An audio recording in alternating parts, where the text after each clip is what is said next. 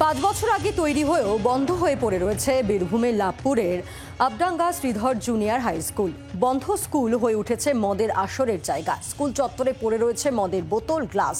শিক্ষকের অভাবে স্কুলে বন্ধ রয়েছে, এমনটাই দাবি করছেন জেলার স্কুল পরিদর্শক।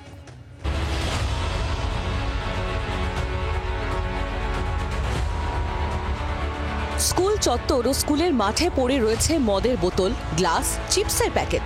স্কুল ভবনে ডাঁই করে রাখা খড়। এই ছবি বীরভূমের লাভপুরের আবাডাঙ্গা শ্রীধর জুনিয়র হাই স্কুলের। এগুলো কিন্তু নোংরা কাজ। মদের মতো খেয়ে দিয়ে এখানে আসে, বসে, চলে না, এখানে আড্ডা মারে লোকে। খড় সব দেখছি। হ্যাঁ, খড় মটর সব ঘুরে রেখে দেয় চাষিরা। 2019 সালে তৈরি হওয়ার পর থেকেই বন্ধ হয়ে পড়ে রয়েছে এই স্কুল।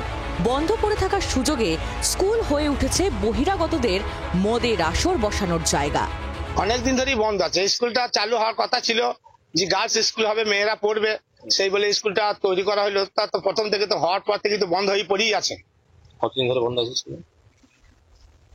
তা ধরুন নতুন হয়ে পর থেকে প্রায় 5-6 বছর হবে। লাভপুরের আবাডাঙ্গা গ্রামে কোনো গার্লস স্কুল ছিল না। 2025 সালে স্কুল তৈরি করার উদ্যোগ নেওয়া হয়। গ্রামের 58 জন বাসিন্দা 2 বিঘা জমি দান করেন স্কুল তৈরির জন্য।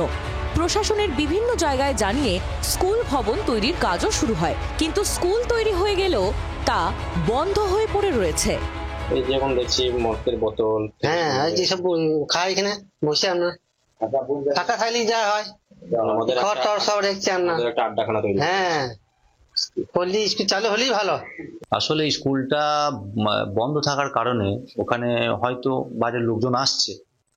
হ্যাঁ, তবে আমি অবশ্যই ঊর্ধ্বতন কর্তৃপক্ষকে জানাবো এবং আমরা ব্যবস্থা নেব যেন স্কুলের আশেপাশে কোনো নোংরা না থাকে। এবং আশা করছি স্কুলটা অনেকদিন বন্ধ আছে শিক্ষকের অপতুলতার কারণে। তো আশা করছি এবছর যা শুনছি, এবছর যে রিক্রুটমেন্টটা হচ্ছে জুনিয়র হাই, সেখান থেকে আমরা পার্মানেন্ট টিচার ওই স্কুলের জন্য পাবো। কবে স্কুল চালু হয় সেদিকেই তাকিয়ে পড়ুয়া থেকে স্থানীয় বাসিন্দা সকলে। বীরভূম থেকে প্রসেনজিৎ মালাকারের রিপোর্ট, জি 24 ঘন্টা। বাংলার আওয়াজ, বাঙালির আবেগ, জি 24 ঘন্টা।